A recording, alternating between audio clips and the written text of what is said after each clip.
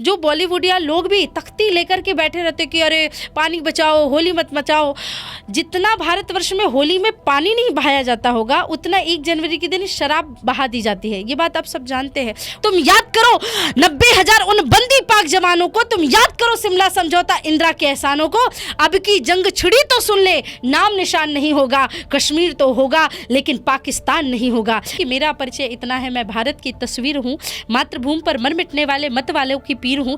मैं उन वीरों की दुहिता हूँ जो हंस हंस झूला झूल गए। मैं उन शेरों की माता हूँ जो रण प्रांगण में जूझ गए। मैं जीजा की अमर सहेली, पन्ना की प्रतिछाया हूँ, कृष्णा के कुल की मर्यादा, लक्ष्मी की शमशीर हूँ। मेरा परिचय इतना है, मैं भारत की तस्वीर हूँ। सार्थक संवाद के सभी दर्शकों को मेरा सादर नमस्कार।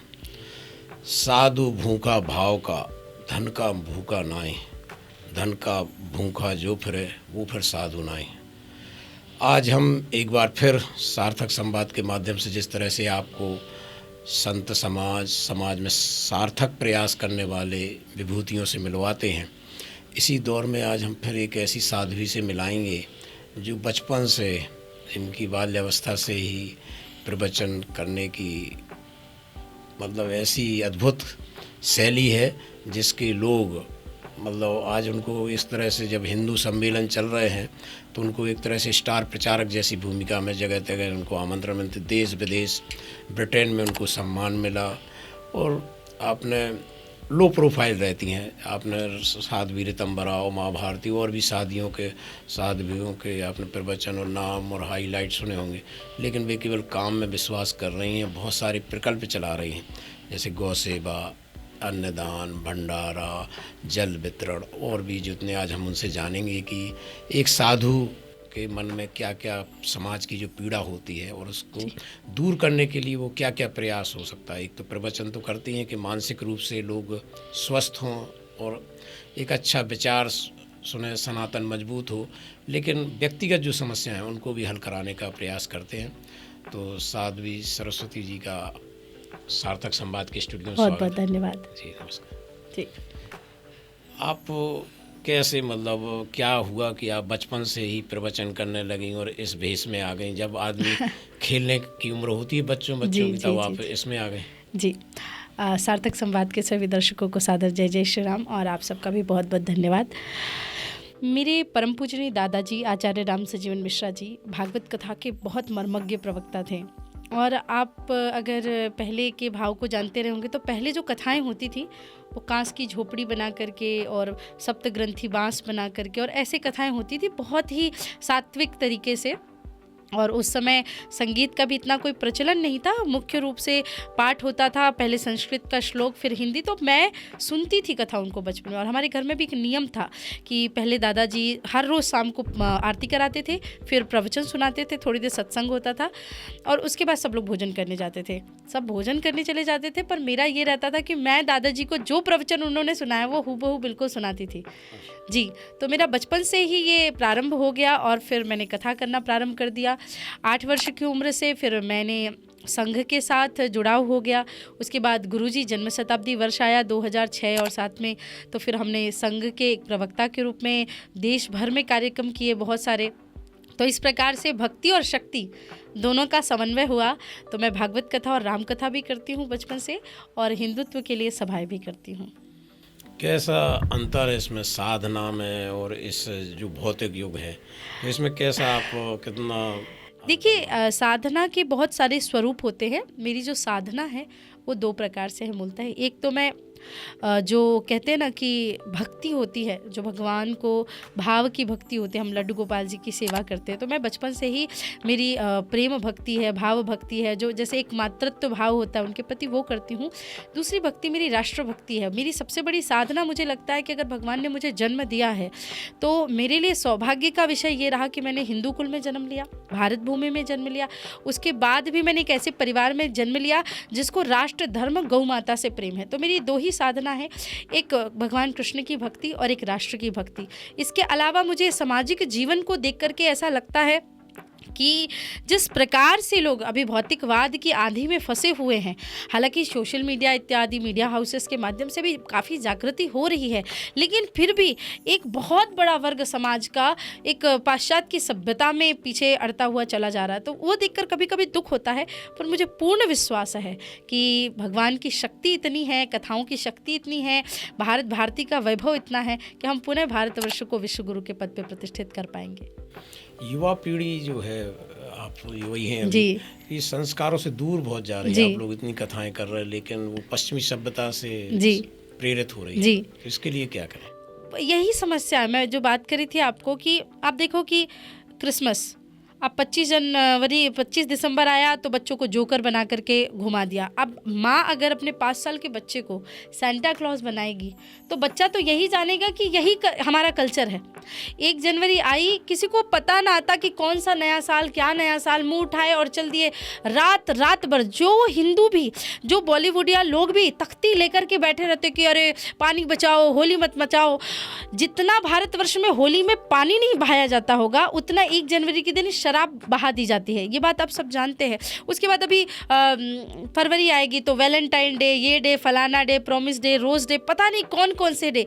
मुझे दुख इस बात का है, कष्ट इस बात का है कि जो युवा प्रातः काल उठ के रघुनाथा मात पिता गुरु नावहि माथा उस परंपरा से आता है, आजकल मम्मी डैडी को बाय बोल करके स्कूल जाता है, मॉम डैड बोलता है। समस्या इसी बात की है कि हम अपने कल्चर, अपनी भावनाओं को भूल चुके, और उसके पीछे कहीं ना कहीं हमारा परिवार भी है। क्योंकि हम बच्चों के 6-6 महीने के बच्चों के हाथ में अगर मोबाइल पकड़ा देंगे, बच्चा बिना रील देखे या बिना कार्टून देखे अगर खाना नहीं खा पा रहा है, भोजन नहीं कर पा रहा है, तो आप किस ओर लेकर के जा रहे हैं? तो मैं तो बस युवाओं से इतना ही हाथ जोड़ करके प्रार्थना करना चाहूँगी कि आप इस देश की नींव हैं। अगर आप नहीं सुधरे तो कहीं ना कहीं हमारा देश गर्त में जाएगा। और मैं तो देखिए थोड़ा सा पार्शल हो जाती हूँ यहाँ पे। मैं हिंदू सनातनी युवकों से भी खास तौर से हाथ जोड़ के प्रार्थना करती हूँ कि बाकी के लोग पंचर बनाकर भी काम चला ले रहे हैं, बाकी के लोग तार जोड़ के भी काम चला रहे हैं, बाकी के लोग फुटपाथ में काम करके भी काम चला रहे हैं, पर हिंदुओं को तो ऐसा कि मैं तो जाट हूँ, मैं तो ठाकुर हूँ, मैं तो ऐसा हूँ, मैं तो पटेल हूँ, मैं ऐसा काम कैसा कर सकता हूँ, मैं वैसा। अगर हिंदू अपनी आर्थिक, मानसिक और शारीरिक स्थिति को मजबूत नहीं करेगा तो हिंद महासागर में डूब के मरने के सिवा हमारे पास कोई चारा नहीं है। इसलिए मैं कहती हूँ युवाओं को भक्ति और शक्ति तो ठीक है, पर एक हाथ में माला और दूसरे हाथ में भाला लेकर के चलना पड़ेगा। यही हमारा संदेश है युवाओं के लिए। युवाओं का एक वर्ग ऐसा भी है जो बहुत मेहनत कर रहा है, पढ़ाई कर रहा है, बहुत प्रतिस्पर्धा है जी। और उनका ऐसा कहना रहता है कि हम तो अपना कर्म कर रहे हैं, भगवान कृष्ण गीता में कर्म के लिए कहा है, हम पूजा नहीं भी करें तो चलेगा। तो ये कैसे उनको इसमें जोड़ें कि वो पूजा किस टाइप की पूजा करें? कर्म भी तो पूजा ही है। ऐसा देखिए, कर्म ही पूजा है, वो बाकी सब चीज़ें हैं। पूजा का मतलब ये होता है कि हम किसी के प्रति डिवोटी हो जाए। हम अपने काम के प्रति डिवोटी है, वो काम की पूजा है।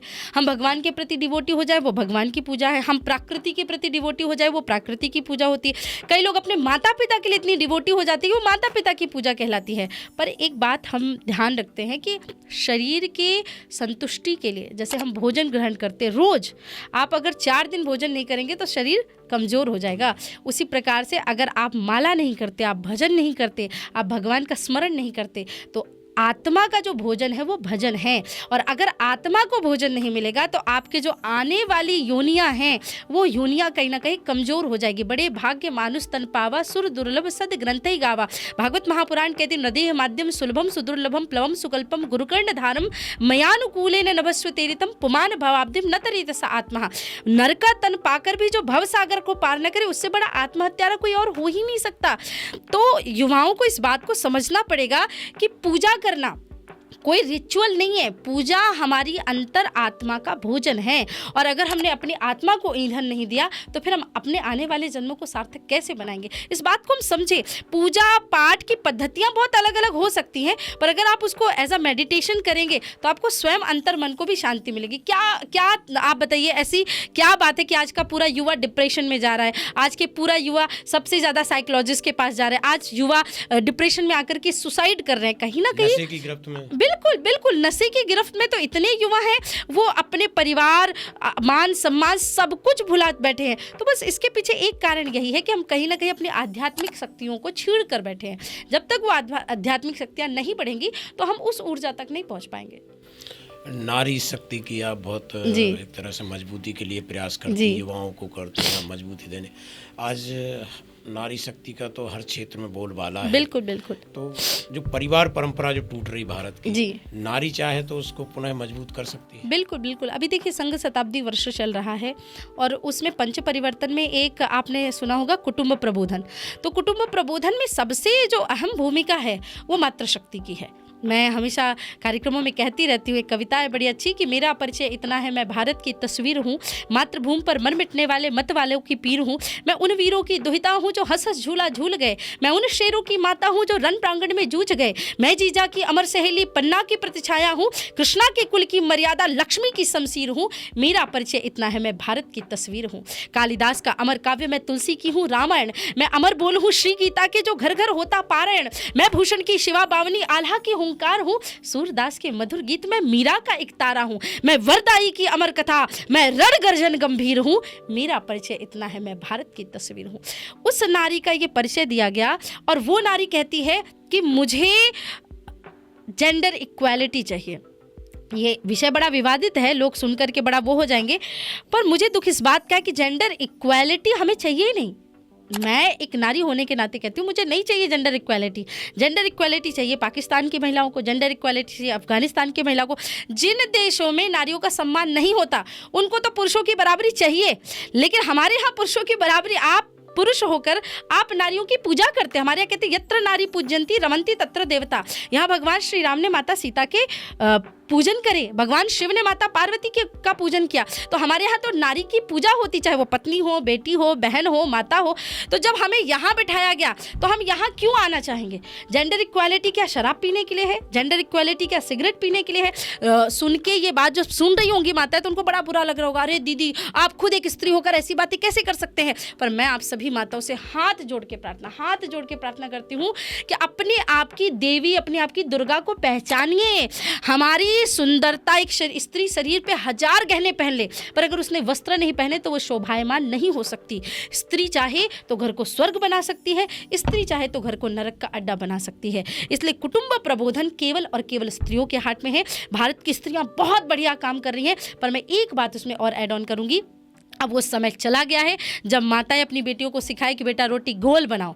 मैं तो हर सभा में अब जाके कहती हूँ कि बेटी को रोटी बनाना आए चाहे ना आए, पर हर बेटी को तलवार चलाना जरूर आना चाहिए। हर बेटी के हाथ में तलवार होनी ही चाहिए किसी भी प्रकार का, ताकि कोई भी विधर्मी, कोई भी लव जिहादी हमारी तरफ आंख उठा करके ना देख सके। यही एक कुटुंब प्रबोधन का अभी सबसे बड़ा विषय है कि नारी बाकी सारे काम तो कर ही रही है, ममता से भोजन करा रही है, प्रेम से दुलार करती है। हमारे यहाँ तो शास्त्रों में कहा गया है ना कि स्त्री का स्वभाव ऐसा है कि स्त्री गुरु बन जाती है, स्त्री माता बन जाती है, स्त्री बेटी बन जाती है, स्त्री बहन बन जाती है, पति के लिए सब कुछ।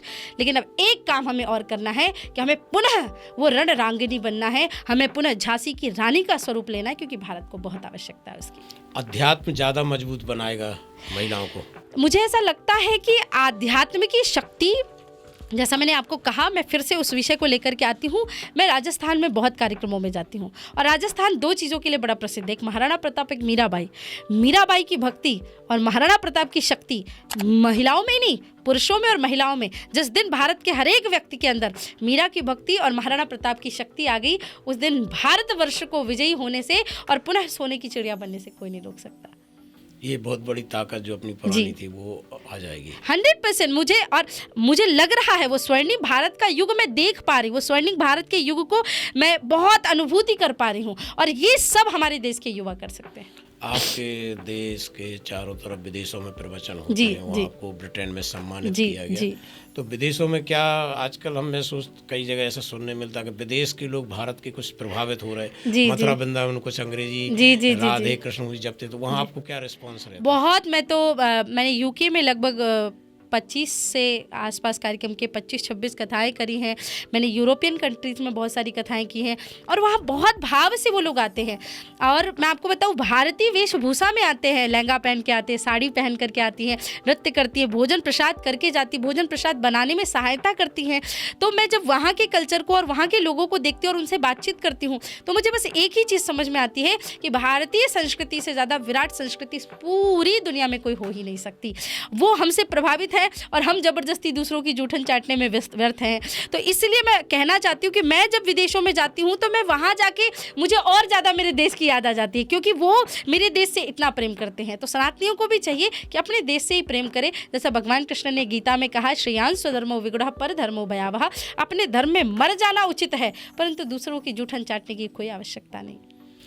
आप बचपन से ही गौ सेवा कर रहे हैं, कई गौशालाएं संचालित करती हैं, तो अभी जो देश में गौ आह्वान सम्मान अभियान शुरू हुआ है उसमें भी आपकी भूमिका है? जी जी जी, बहुत सारे बंधुओं से अभी मेरी पिछले 10-12 दिन पहले ही राजगढ़ में चर्चा हुई और मुझे बहुत उनका जो कहते हैं ना कि एक रोड मैप था, बहुत अच्छा लगा। मैंने उनके साथ कहा भी कि आप कहीं भी किसी भी जगह आप मुझे बुलाएंगे, मैं वहाँ पे उपस्थित रहूँगी। तो उन्होंने बताया कि जैसे हम पहले तहसीलों में ज्ञापन देने वाले हैं, फिर जिला स्तरीय कार्यक्रम करने वाले हैं, उसके बाद उन्होंने कहा हम राज्य स्तरीय मुख्यमंत्री के आवास के आसपास, और सबसे बड़ी बात इसमें किसी भी प्रकार का आंदोलन नहीं कर रहे हैं वो लोग, वो बहुत ही शांति प्रिय तरीके से, हाँ, भक्ति कीर्तन करते हुए, गौ माता की जय बोलते हुए, किसी भी प्रकार का कोई भी शोर शराबा नहीं है, बस बड़े प्रेम से और शांति के साथ। इसलिए मैं उनको बहुत बहुत शुभकामना देती हूँ। साध्वी सरस्वती भी इस पूरे मिशन को, इस पूरे कार्यक्रम को पूरी तरह से मेरा सहयोग है, मेरा साथ है। और मैं कौन होती हूँ साथ देने वाले? हम सब गौ माता के पुत्र हैं, हमसे जितना बन सके हम तो बस यही कहते हैं कि तन समर्पित, मन समर्पित और ये जीवन समर्पित, चाहती हूँ हे मातृभूमि तुझे कुछ और भी दूँ। तो गौ माता के लिए और भारत माता के लिए तो अपना प्राण चला जाए, जीवन चला जाए, ये तो एक छोटा सा आंदोलन है। तो मैं बिल्कुल पूरी तरह से और पूरे देश को यह आह्वान करती हूँ कि आप लोग बिल्कुल तन मन धन से एकजुट होकर के इस पूरे आंदोलन का सहयोग करें। कृष्ण को लोग बहुत मानते हैं जी, और कृष्ण भगवान गाय के पीछे घूमे, वो जी, उनके जी, पीछे जी, घूमते, जी, फिर भी गाय सड़क पे है। हाँ। और वो भगवान का दर्जा क्यों नहीं मिल पाया? कहाँ चूक हो गई है सनातनियों में या हिंदुओं में? आप लोग इतना जागरण करते हैं। चूक तो देखिए बहुत सारी चीज़ों में हुई।